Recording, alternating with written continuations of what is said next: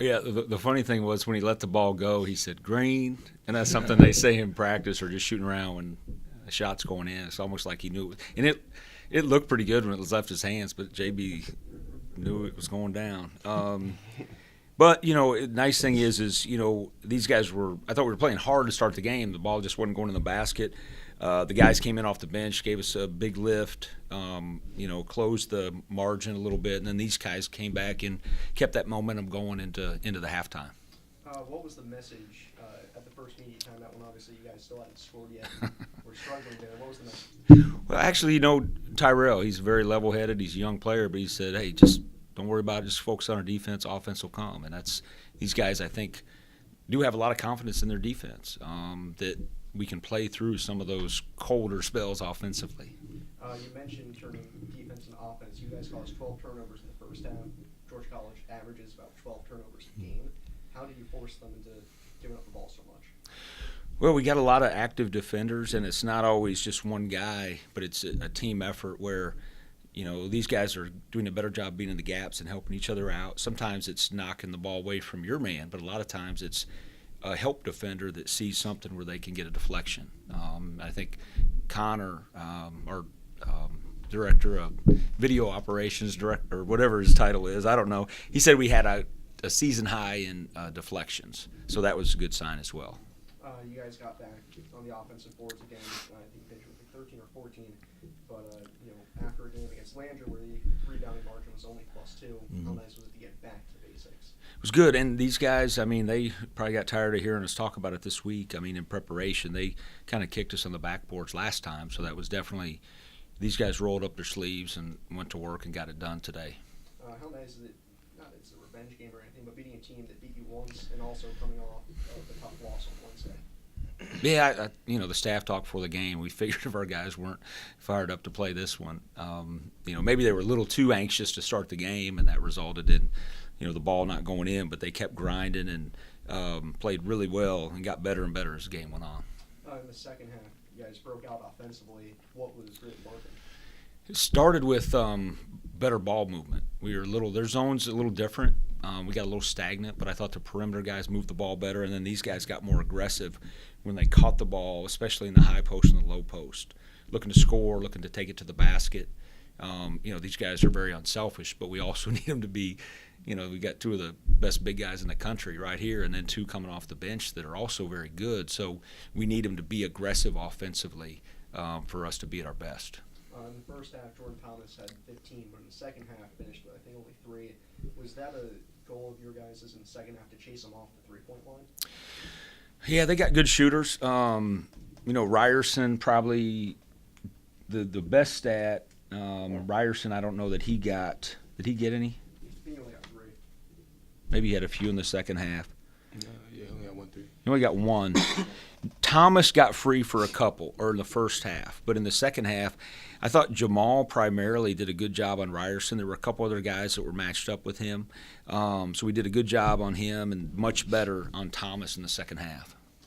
Moving to JB and Akia now, as captains, how much of a responsibility do you feel to help the team bounce back from a loss Wednesday and avoid a losing streak? We talked to the guys after the game. We knew that we didn't play our best last game versus Lander. We knew that we let them out-tough us in the second half. So we definitely didn't want to get outworked again versus Georgia College. And Georgia College outworked us last time we played them, and we actually lost that game too. So we just came with that mentality to not get outworked this game. Going off what JB said, we knew we didn't play how we normally played. We didn't play defense like we normally did. We didn't rebound, and we just didn't guard. So we knew coming to this game we had to get back to the roots, defend, talk, rebound, and just have enthusiasm. Akia, that dunk with 2 minutes left, it was pretty ferocious. Was there any sort of frustration let out in that? Yeah, it was a little bit. I was kind of frustrated the way I was shooting it, and I had got to the free throw line, and players was talking to me a little bit, so that kind of fired me on and stuff. JB, you finished with, I believe, 18 points. Offensively, what was your Getting it at the high post is really that shot's pretty easy for me. So whenever I get it there, I feel like I have a pretty good chance to attack or shoot and make a play from that area. So I think that's what worked for me this game. JB, being that you guys were struggling offensively in the first half, how big was that little stretch that you had before the half-court shot? It was big, and the shot just pretty much gave us momentum going into the second half. So yeah, it was good. It was a good little stretch, and I give credit to the bench too. They really came in and stepped it up for us when we came out after the first media, because we didn't, like I said before, we didn't score yet. But I give credit to them for how they played, having our back. And Coach, speaking to the bench, you guys working 31-10 on the bench points. What's it like for the bench? I know they don't, usually get it going that early in the game, but what's it like for them to get it going that early and propel you guys to the game today?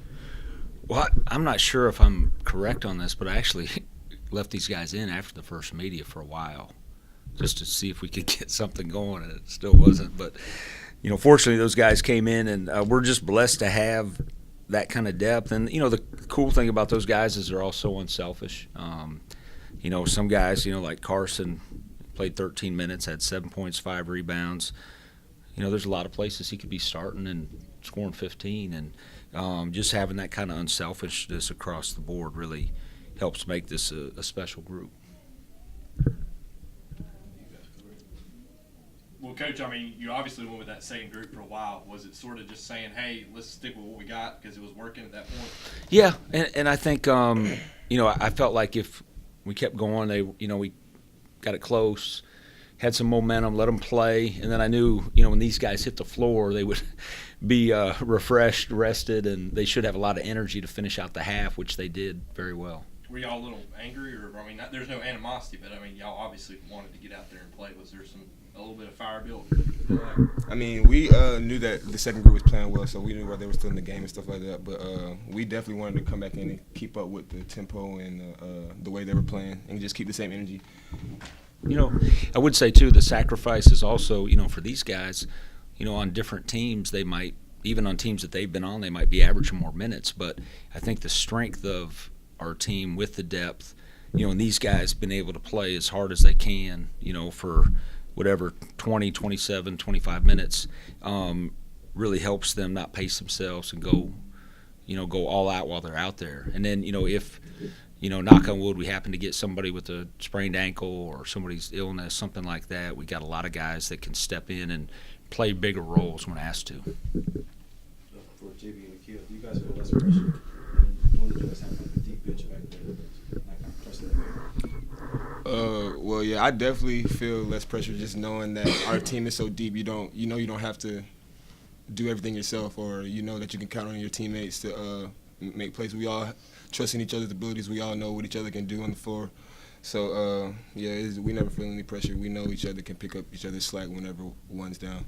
Yeah, I know when I'm having an off game, chances are that the bench players will come in and probably be having a great night. Usually they come in and feed off of us, but tonight we fed off of them.